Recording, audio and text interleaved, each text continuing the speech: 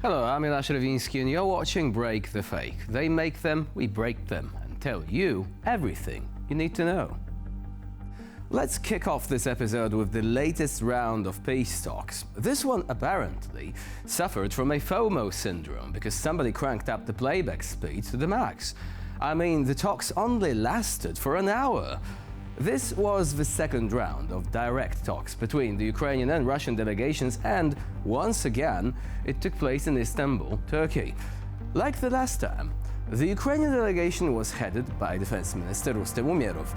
The Russian delegation was the same as before, headed by Vladimir Medinsky, which, as you might have guessed, is not a good sign.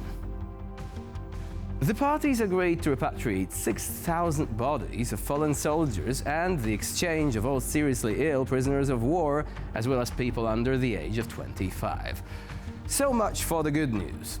Now, the Russian side also handed over to Ukraine a so-called memorandum, which contains Russia's vision of a peaceful settlement and conditions for a ceasefire. Here's what Medinsky himself had to say after the meeting. Передали наш меморандум турецкой стороне, который состоит из двух частей. Первое. Как достичь настоящего долгосрочного мира. И вторая часть. Какие сделать шаги, чтобы было возможно полноценное прекращение огня.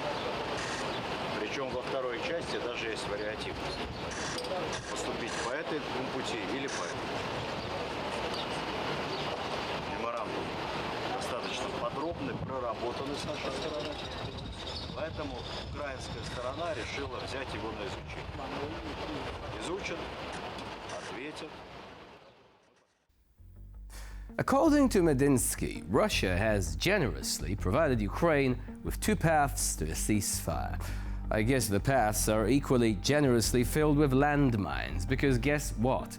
Moscow again makes zero concessions. It wants recognition for its illegal land grab. It wants Ukraine's military to go on a rapid weight loss diet, plus no NATO, no nukes, no Western weapons. Essentially, Russia wants Ukraine to be a soft target with all the military prowess of the Vatican, which, newsflash, isn't gonna happen.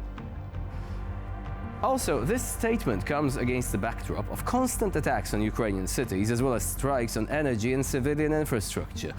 No wonder US senators are pushing for sanctions against Moscow. They've had enough of Putin's delaying tactics, and some say it's a matter of time before Trump himself becomes more trigger-happy and puts a long-awaited chokehold on Russia's economy, which can't come soon enough. Meanwhile, Ukraine has handed over to the Russians a list with the names of several hundred children who were illegally kidnapped and taken to Russia. Umerov stressed that this issue is very important to Ukraine. If Russia is committed to the peace process, then the return of at least half of the children on this list would be a positive signal, Umerov said in the course of the talks. Last but not least, let us show you one very funny thing about the Russian delegation at these talks. For some reason, the whole crew had this distinct sad boy look about them. Any guess as to why?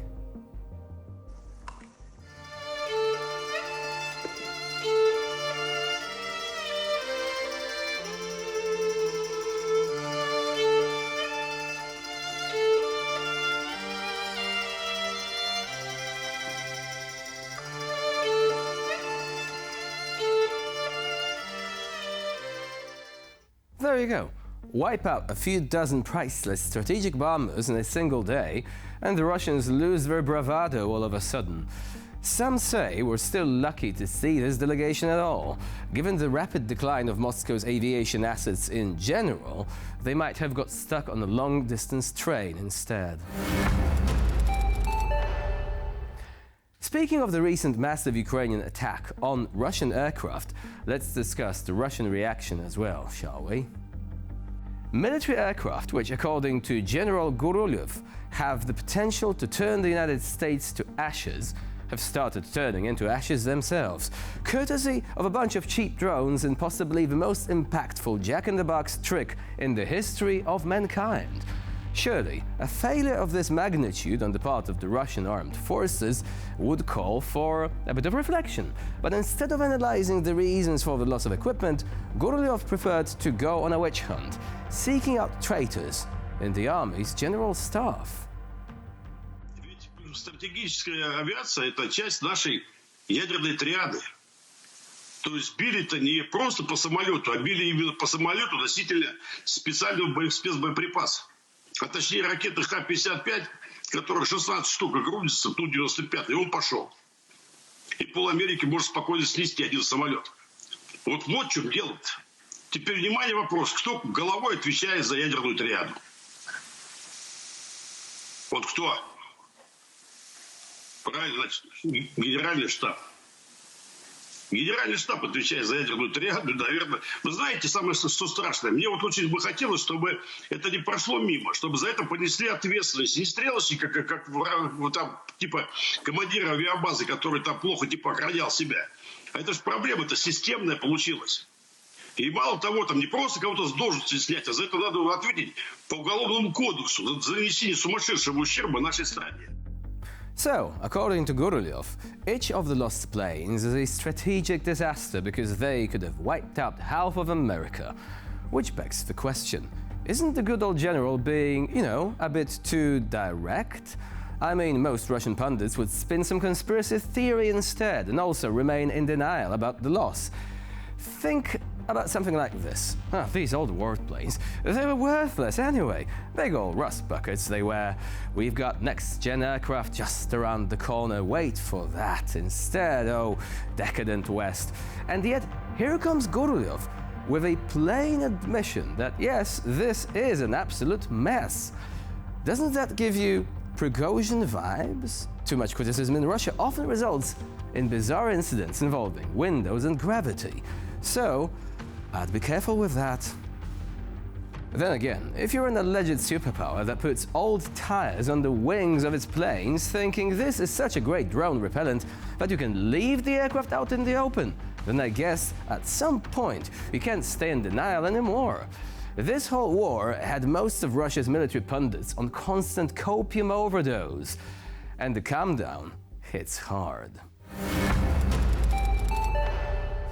Recently, Secretary of the Security Council of the Russian Federation Sergey Shyu, or as many of you may know him, the former defense minister, once again surprised the world with a statement that sounds more like a movie script, really. According to Shyu, North Korean troops, and I quote, fought for the Kursk region as if it were their own native land. Я поблагодарил еще раз наших корейских коллег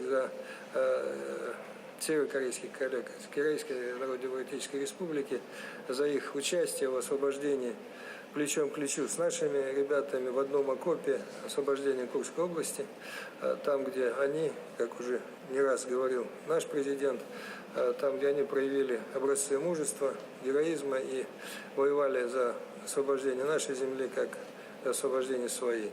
Perhaps we missed something. Now the Kursk region is the 57th province of North Korea?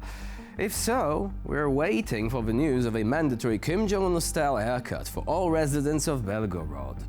But seriously, such a statement is either a joke or an act of desperation, because admitting that your army cannot hold its own territory without the support of a dictator who still considers electricity to be a dangerous luxury simply doesn't make you look good, period.